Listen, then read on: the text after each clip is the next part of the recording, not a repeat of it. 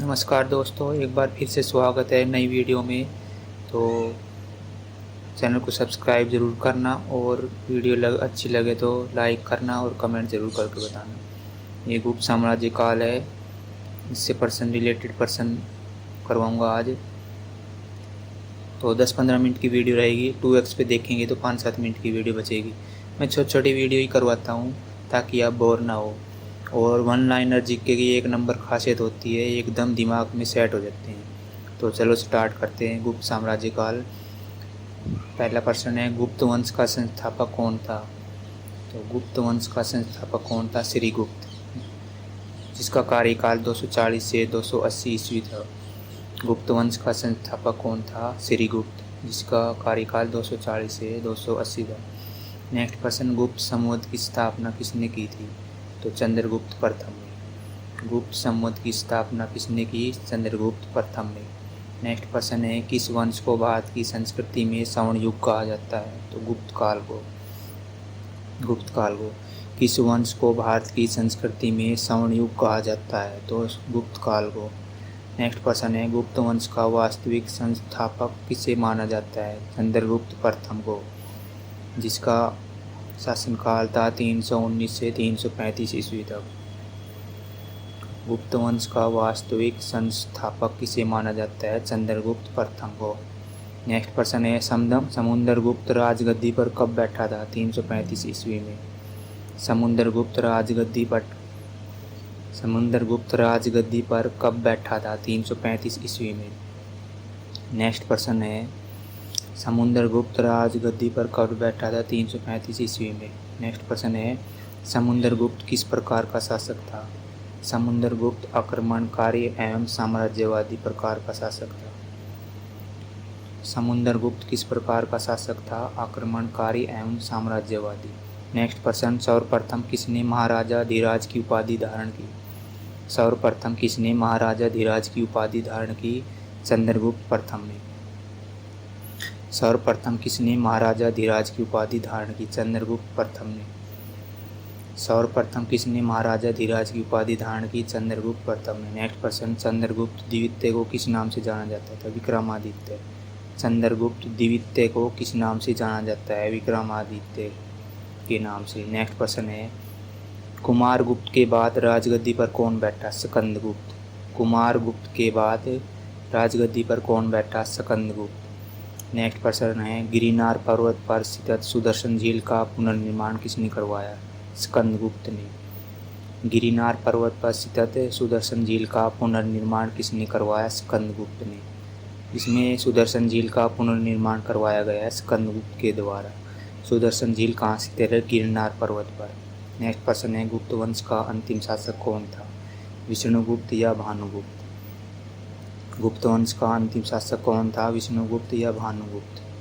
गुप्त वंश का अंतिम शासक कौन था? विष्णुगुप्त या भानुगुप्त? नेक्स्ट प्रश्न है, शिव के अर्धनारी वर मूर्तियाँ किस काल में बनाई गई? तो गुप्त काल में। शिव की अर्धनारी वर मूर्तियाँ किस काल में बनाई गई? तो गुप्त काल में। नेक्स्ट प्रश्न पे चलते हैं, चंद्रगुप्त द्वितीय के काल में विद्या, कला व साहित्य का महान केंद्र कौन सा था? तो उज्जैन था। चंद्रगुप्त द्वितीय के काल में विद्या, कला व साहित्य का महान केंद्र कौन था? उज्जैन था। नेक्स्ट प्रश्न पे चलते हैं, किस शासक को कविराज कहा जाता है? किस शासक को कविराज कहा जाता है? तो समुद्रगुप्त को। किस शासक को कविराज कहा जाता है? समुद्रगुप्त को। नेक्स्ट प्रश्न है, विक्रमादित्य की उपाधि से किस गुप्त शासक को संबोधित किया गया है? तो चंद्रगुप्त द्वितीय को विक्रमादित्य के नाम से जाना जाता है। विक्रमादित्य की उपाधि से किस गुप्त शासक को संबोधित किया गया है? तो चंद्रगुप्त द्वितीय को। नेक्स्ट प्रश्न है, चंद्रगुप्त द्वितीय के दरबार में नवरत्नों में सबसे अधिक प्रसिद्ध कौन थे? तो कालिदास था। चंद्रगुप्त द्वितीय के दरबार में नवरत्नों में सबसे अधिक प्रसिद्ध कौन था? चंद्रगुप्त द्वितीय के दरबार में नवरत्नों में सबसे अधिक प्रसिद्ध कालिदास था। नेक्स्ट प्रश्न है, कालिदास की कौन सी रचना की गिनती विश्व की प्रसिद्ध साहित्य कृतों में होती है? तो मेघदूतम। तो इसे ऐसे याद करते हैं, मेघदूत। मेघ कैसे होती है? मतलब बादल काले होते हैं। तो कालिदास की कौन सी रचना? कालिदास मेघदूतम। कालिदास की कौन सी रचना की गिनती विश्व की प्रसिद्ध साहित्य कृतों में होती है? तो मेघदूतम। नेक्स्ट प्रश्न है, खगोल शास्त्र में गुप्त काल में सबसे प्रसिद्ध कौन थे? तो ब्राह्मीर। वराहमिहिर। खगोल शास्त्र में गुप्त काल में सबसे प्रसिद्ध कौन थे? वराहमिहिर। नेक्स्ट प्रश्न है, गुप्त काल में औषधि शास्त्र के प्रमुख विद्वान कौन थे? बाणभट्ट एवं धन्वंतरि। गुप्त काल में औषधि शास्त्र के प्रमुख विद्वान कौन थे? गुप्त काल में औषधि शास्त्र के प्रमुख विद्वान बाणभट्ट और धन्वंतरि। नेक्स्ट प्रश्न है, गुप्त काल में बौद्ध शिक्षा का महान केंद्र कौन था? गुप्त काल में बौद्ध शिक्षा का महान केंद्र कौन सा था? नालंदा विश्वविद्यालय। नेक्स्ट प्रश्न पे चलते हैं, वर्तमान केंद्र में दशमलव प्रणाली आविष्कार का श्रेय किस युग को है? तो गुप्त युग को माना जाता है। वर्तमान केंद्र में दशमलव प्रणाली आविष्कार का श्रेय किस युग को है? तो गुप्त युग को। नेक्स्ट प्रश्न पे चलते हैं, गुप्त वंश का प्रथम महान सम्राट चंद्रगुप्त प्रथम। गुप्त वंश का प्रथम महान सम्राट कौन था? चंद्रगुप्त प्रथम। नेक्स्ट प्रश्न है, चंद्रगुप्त प्रथम का उत्तराधिकारी कौन था? समुद्रगुप्त। चंद्रगुप्त प्रथम का उत्तराधिकारी कौन था? समुद्रगुप्त। भारत का नेपोलियन किसे कहा जाता है? समुद्रगुप्त को कहा जाता है। चंद्रगुप्त प्रथम का उत्तराधिकारी समुद्रगुप्त था और भारत का नेपोलियन किसे कहा जाता है? समुद्रगुप्त को। नेक्स्ट प्रश्न पे चलते हैं, भारत के नेपोलियन समुद्रगुप्त को किस इतिहासकार ने पुकारा है? तो वी ए स्मिथ ने। भारत के नेपोलियन समुद्रगुप्त को किस इतिहासकार ने पुकारा है? वी ए स्मिथ ने। नेक्स्ट प्रश्न है, देवगढ़ का 10 अवतार मंदिर किस काल की मंदिर कला का सर्वोत्तम उदाहरण माना जाता है? तो गुप्तकालीन मंदिर कला का। देवगढ़ का 10 अवतार मंदिर किस काल की मंदिर कला का सर्वोत्तम उदाहरण माना जाता है? तो गुप्तकालीन मंदिर कला का। नेक्स्ट प्रश्न है,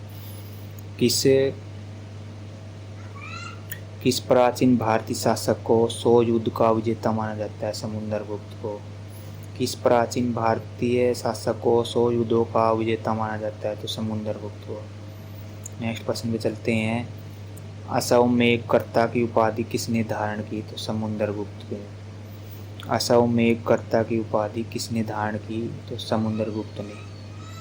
अश्वमेधकर्ता की उपाधि किसने धारण की? तो समुद्रगुप्त ने। नेक्स्ट प्रश्न है, किस राजा के उसके सिक्कों पर उसे वीणा वादन करते हुए चित्रित है? तो समुद्रगुप्त का। किस राजा के उसके सिक्कों पर उसे वीणा वादन करते हुए चित्र है? तो समुद्रगुप्त। नेक्स्ट प्रश्न है, समुद्रगुप्त का दरबारी कवि कौन था? तो हरिसेन। समुद्रगुप्त का दरबारी कवि हरिसेन था। नेक्स्ट प्रश्न है, समुद्रगुप्त की विजयों से संबंधित प्रयाग प्रशस्ति किसने लिखवाई? तो हरिसेन ने। समुद्रगुप्त की विजय से संबंधित प्रयाग प्रशस्ति किसने लिखवाई? तो हरिसेन ने। नेक्स्ट प्रश्न है, चीनी यात्री फाहियान किसके शासनकाल में भारत आया? तो चंद्रगुप्त द्वितीय के शासनकाल में। चंद्रगुप्त द्वितीय को विक्रमादित्य के नाम से जाना जाता है। चीनी यात्री फाहियान किसके शासनकाल में भारत आया? तो चंद्रगुप्त द्वितीय के शासनकाल में। नेक्स्ट प्रश्न है, मेहरौली दिल्ली में लौह स्तंभ लगवाया? तो चंद्रगुप्त द्वितीय ने। मेहरौली दिल्ली में लौह स्तंभ लगवाया? तो चंद्रगुप्त द्वितीय ने। नेक्स्ट प्रश्न है, गुप्त काल में कला और साहित्य का महान केंद्र था? तो उज्जैन, जिसे उज्जैनी भी कहते हैं, उज्जैन। गुप्त काल में कला और साहित्य का महान केंद्र था उज्जैन। नेक्स्ट प्रश्न है, भारत का कला व साहित्य का स्वर्णकाल कहलाता है? तो गुप्त काल। भारत का कला व साहित्य का स्वर्णकाल गुप्त काल कहलाता है। नेक्स्ट प्रश्न है, चंद्रगुप्त द्वितीय के शासनकाल में संस्कृत भाषा का कवि था? तो कालिदास। चंद्रगुप्त द्वितीय के शासनकाल में संस्कृत भाषा का कवि था? तो कालिदास था। नेक्स्ट प्रश्न पे चलते हैं, चंद्रगुप्त द्वितीय के दरबार में रहने वाला आयुर्वेद आचार्य था? तो धन्वंतरि।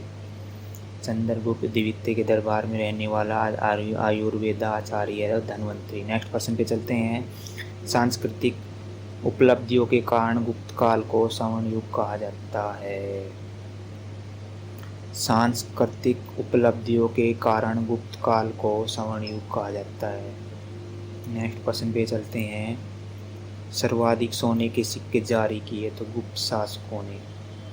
सर्वाधिक सोने के सिक्के जारी किए थे गुप्त शासकों ने। नेक्स्ट प्रश्न पे चलते हैं, दशमलव व शून्य की खोज किस काल में हुई? तो गुप्त काल में। दशमलव व शून्य की खोज किस काल में हुई? तो गुप्त काल में। नेक्स्ट प्रश्न है, गुप्त काल का प्रसिद्ध बंदरगाह था ताम्रलिप्ति, ताम्लुक। गुप्त काल का प्रसिद्ध बंदरगाह ताम्रलिप्ति या ताम्लुक कहा जाता है। गुप्त काल में किस धर्म की उन्नति हुई? तो हिंदू धर्म की। गुप्त काल का प्रसिद्ध बंदरगाह था ताम्रलिप्ति या ताम्लुक। और गुप्त काल में किस धर्म की उन्नति हुई? हिंदू धर्म की। नेक्स्ट प्रश्न है, नालंदा विश्वविद्यालय की स्थापना किसने की? कुमार गुप्त ने। नालंदा विश्वविद्यालय की स्थापना किसने की? कुमार गुप्त ने। नेक्स्ट प्रश्न है, गुप्त वंश की स्थापना कब हुई? 240 ईस्वी में। गुप्त वंश की स्थापना 240 ईस्वी में हुई। गुप्त काल के सबसे लोकप्रिय देवता कौन थे? विष्णु। गुप्त काल के सबसे लोकप्रिय देवता कौन थे? विष्णु, श्री हरि विष्णु। तो गुप्त काल के क्या, ये तो सब काल के ही देवता रहेंगे हमेशा, और सनातन धर्म ही सर्वोपरि है, सनातन धर्म ही सत्य है। बाकी कोई 1400 साल पहले आया है, तो सबसे प्राचीन और सबसे सत्य वाला धर्म तो सनातन धर्म ही है। गुप्त काल के सबसे लोकप्रिय देवता कौन थे? विष्णु। और गुप्त का वंश की स्थापना कब हुई? 240 ईस्वी में। और नालंदा विश्वविद्यालय की स्थापना किसने की? कुमार गुप्त ने। गुप्त काल में किस धर्म की उन्नति हुई? हिंदू धर्म की। गुप्त काल का प्रसिद्ध बंदरगाह था ताम्रलिप्ति। दशमलव सोने की खोज किस काल में हुई? गुप्त काल में। सर्वाधिक सोने के सिक्के जारी किए गुप्त शासकों ने। सांस्कृतिक उपलब्धियों के कारण गुप्त काल को स्वर्ण युग कहा जाता है। नेक्स्ट प्रश्न पे चलते हैं, मिहिर कुल का संबंध किससे था? हूणों से। मिहिर कुल का संबंध हूण से था। नेक्स्ट प्रश्न चलते हैं, एरन अभिलेख का संबंध किस शासक से है? भानुगुप्त से। एरन अभिलेख का संबंध किस शासक से है? भानुगुप्त से। नेक्स्ट प्रश्न है, गुप्त शासकों की राज दरबारी भाषा क्या थी? संस्कृत। गुप्त शासकों की राज दरबारी भाषा क्या थी? संस्कृत। अगला प्रश्न है, गुप्त राजवंश के किस शासक ने हूणों के आक्रमण को रोका? तो स्कंदगुप्त ने। गुप्त राजवंश के किस शासक ने हूणों के आक्रमण को रोका? तो स्कंदगुप्त ने। नेक्स्ट प्रश्न है, चंद्रगुप्त प्रथम ने गुप्त संवत की स्थापना कब की? 319 ईस्वी में। चंद्रगुप्त प्रथम ने गुप्त संवत की स्थापना 319 ईस्वी में की। नेक्स्ट प्रश्न है, सूर्य सिद्धांत नामक ग्रंथ किसने लिखा? तो आर्यभट्ट ने। सूर्य सिद्धांत नामक ग्रंथ किसने लिखा? आर्यभट्ट ने। नेक्स्ट प्रश्न है, गुप्त संवत एवं शक संवत में कितना अंतर है? 241 वर्ष का। गुप्त संवत एवं शक संवत में कितना अंतर है? 241 वर्ष का। नेक्स्ट प्रश्न है, कालिदास द्वारा रचित मालविकाग्नि मित्र नाटक का नायक कौन था? तो अग्निमित्र। कालिदास द्वारा रचित मालविकाग्नि मित्र नाटक का नायक कौन था? अग्निमित्र। नेक्स्ट प्रश्न है, बाल विवाह की प्रथा कब आरंभ हुई? तो गुप्त युग में, गुप्त काल में। बाल विवाह की प्रथा कब आरंभ हुई? तो गुप्त काल में। नेक्स्ट प्रश्न है, तांबे के सिक्के जारी करने वाला प्रथम गुप्त शासक कौन था? तो रामगुप्त। तांबे के सिक्के जारी करने वाला प्रथम गुप्त शासक कौन था? तो रामगुप्त था। बाल विवाह की प्रथा कब आरंभ हुई? गुप्त युग में। कालिदास द्वारा रचित मालविकाग्नि मित्र नाटक का नायक अग्निमित्र था। गुप्त संवत एवं शक संवत में कितना अंतर है? 241 वर्ष का। सूर्य सिद्धांत नामक ग्रंथ किसने लिखा? आर्यभट्ट ने। चंद्रगुप्त प्रथम ने गुप्त संवत की स्थापना कब की? 319 ईस्वी में। नेक्स्ट प्रश्न चलते हैं, गुप्त शासकों द्वारा चलाए गए चांदी के सिक्कों को क्या कहा जाता था? रूपक। गुप्त शासकों द्वारा चलाए गए चांदी के सिक्कों को क्या कहा जाता था? रूपक। तांबे के सिक्के जारी करने वाला प्रथम गुप्त शासक कौन था? रामगुप्त। नेक्स्ट प्रश्न पे चलते हैं, गुप्त काल में गुप्तचरों को क्या कहा जाता था? तो गूढ़ पुरुष। गुप्त काल में गुप्तचरों को क्या कहा जाता था? तो गूढ़ पुरुष। नेक्स्ट प्रश्न चलते हैं, गुप्तकालीन मंदिर निर्माण कला का सर्वोत्तम उदाहरण है? देवगढ़ का 10 अवतार मंदिर। गुप्तकालीन मंदिर निर्माण कला का सर्वोत्तम उदाहरण है? तो देवगढ़ का 10 अवतार मंदिर। गुप्त काल में गुप्तचरों को कहा जाता था गूढ़ पुरुष। गुप्त शासक द्वारा चलाए गए चांदी के सिक्कों को कहा जाता था रूपक। तांबे के सिक्के जारी करने वाला प्रथम गुप्त शासक कौन था? रामगुप्त। बाल विवाह की प्रथा कब आरंभ हुई? तो गुप्त युग में। कालिदास द्वारा रचित मालविकाग्नि मित्र नाटक का नायक कौन था? अग्निमित्र। गुप्त संवत एवं शक संवत में कितना अंतर? 241 वर्ष। सूर्य सिद्धांत नामक ग्रंथ किसने लिखा? आर्यभट्ट ने। तो धन्यवाद दोस्तों, चैनल को सब्सक्राइब जरूर करना, और वीडियो अच्छी लगी तो चैनल को लाइक करना और शेयर करना। धन्यवाद दोस्तों।